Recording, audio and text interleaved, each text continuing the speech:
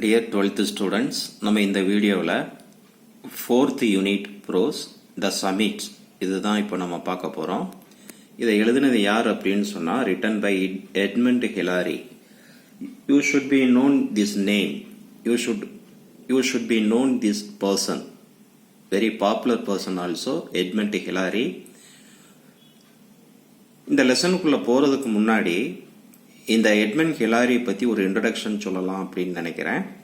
பார்க்கலாம். இந்த Edmund Percival Hillary இவருடைய பீரியட் எப்போ அப்படின்னு சொன்னால் ஜூலை 20, 1919 இருந்து ஜனவரி 11, 2008 வரைக்கும் was a New Zealand மவுண்டெய்னியர்.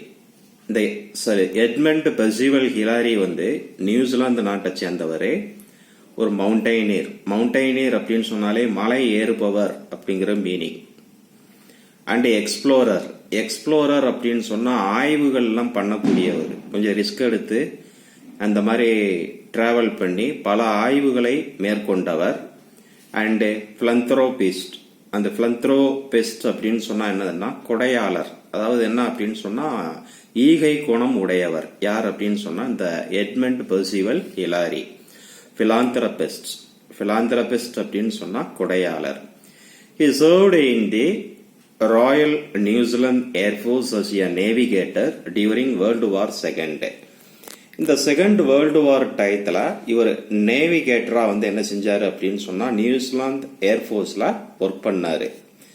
Following is ascent of Everest. Ascent அப்படின்னு சொன்னா மேல் ஏறுதல்னு அர்த்தம், இந்த மலை மேல ஏறுதல், எவரெஸ்ட்ல ஏறுறது.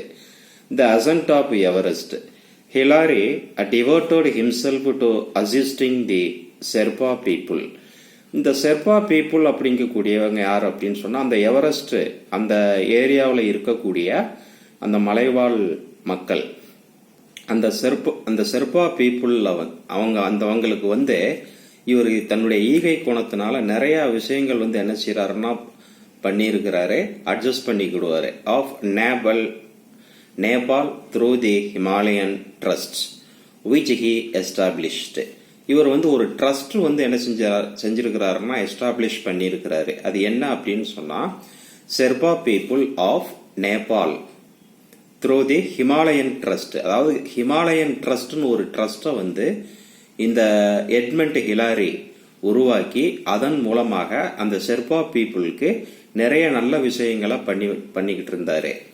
which he established. எதை எஸ்டாப்ளிஷ் பண்ணார்? எஸ்டாப்ளிஷ்டு அப்படின்னா உருவாக்கினார்னு அர்த்தம். எதை உருவாக்கினார்? Himalayan trust. ஹிமாலயன் ட்ரஸ்ட் அப்படிங்கக்கூடிய ஒரு அமைப்பை உருவாக்கி அதன் மூலமா ஹெல்ப் பண்ணாரு. High adventure, no latitude for error, nothing venture, nothing win, view from the summit, the remarkable memoir by the first person to conquer Everest or some of his famous works. இது எல்லாமே அவருடைய ஒர்க்ஸுகள்ல, ஃபேமஸான ஒர்க்ஸுகள்ல, படைப்புகள்ல இதுவைகள் எல்லாமே முக்கியமானவை. ஓகேவா? இப்போ let's move to the lesson. Adventures அப்படின்னு சொன்னா சாகச செயல்கள் அல்லது வீரதீர செயல்கள். எக்ஸ்பெடிஷன்ஸ் அப்படின்னு சொன்னா டிராவலிங் வித் எய்ம், ஒரு எய்மோட டிராவல் பண்றது. வாழ்க்கையில ஒரு எய்ம் வச்சு அந்த எய்ம் ஒரு பேர்னிங் டிசையரா வச்சுக்கிட்டு லைஃப்ல டிராவல் பண்றது, அதான் எக்ஸ்பெடிஷன்ஸ். அண்ட் எக்ஸ்ப்ளோரேஷன்ஸ்னா நான் ஏற்கனவே சொன்னேன், ஆய்வுகள். ஆர் ஆல்வேஸ் எக்ஸைட்டிங், எப்பவுமே எக்ஸைட்டிங்கா இருக்கும். அதாவது அட்வென்ச்சர்ஸா இருந்தாலும் சரி, எக்ஸ்பெடிஷன்ஸா இருந்தாலும் சரி, எக்ஸ்ப்ளோரேஷனா இருந்தாலும் சரி, அது எப்பவுமே எக்ஸைட்டிங்கா இருக்கும், உற்சாகமா இருக்கும். Especially when they are real and if it is the first of its kind. அது உண்மையாவே நடக்கும்போது அல்லது அது ஒரு ஃபர்ஸ்ட் எக்ஸ்பீரியன்ஸா இருக்கும் பொழுது, அல்லது அது ஃபர்ஸ்ட் எஃபர்ட் அல்லது ஃபர்ஸ்ட் முயற்சியா அட்டம்ப்டா இருக்கும் பொழுது இனி கொஞ்சம் த்ரில்லிங்காவே இருக்கும். It is even more thrilling. Okay, The only questions that comes to one's mind is what makes one to take up such tasks that involve high risks. அதாவது எல்லாரும் மனசுலையும் இருக்கக்கூடிய ஒரே ஒரு கொஷின், ஒன்லி கொஷின் என்ன அப்படின்னு சொன்னா, இந்த மாதிரியான ரிஸ்க் எடுக்கிறதுக்கு ஒரு மனிதனை தூண்டுவது எது? இப்ப எல்லாருமே இருக்கிறாங்க, எல்லாரும் மனிதர்களுமே இருக்காங்க, யாருமே மிகப்பெரிய அளவு ரிஸ்க் எடுக்கிறது கிடையாது. இது இந்த எட்மண்ட் ஹிலாரி, டென்சிங் இந்த மாதிரி ஆட்கள் ஒரு சில பேர் தான் என்ன செய்யறாங்கன்னா இந்த மாதிரியான ரிஸ்க் எடுக்கிறாங்க. இப்படிப்பட்ட ரிஸ்க் எடுப்பதற்கு ஒரு மனிதனை தூண்டுவது எது அப்படிங்கிறது தான் எல்லாரும் மனசுலயும் இருக்கக்கூடிய ஒரு கொஷின்ஸ். அது வேற ஒன்றும் இல்லை. It is the spirit of formidable adventure and certain qualities which make them achieve such feats. அதாவது அவங்கள்ட்ட இருக்கக்கூடிய ஃபார்மிடபிள் அப்படின்னா ஸ்கில்ஃபுல், அதாவது அளப்பெரிய ஆற்றல், அதாவது ரொம்ப மிக சக்தி, பவர் இருக்கும் இல்லையா, ஆற்றல் இருக்கும் இல்லையா, அந்த ஆற்றல், ஃபைட்டிங் ஸ்பிரிட், அதாவது போராடி ஜெயிக்கணும் அப்படிங்கக்கூடிய எண்ணம், formidable adventures and certain qualities, good qualities. சில நல்ல குணநலன்களும் சில நல்ல தரமான குணநலன்களும் எண்ணங்களும் இந்த மாதிரியான ஒரு ரிஸ்கை எடுக்கிறதுக்கு அவங்கள தூண்டுது அப்படிங்கிறது தான் அதுக்கு உண்டான ஆன்சர்.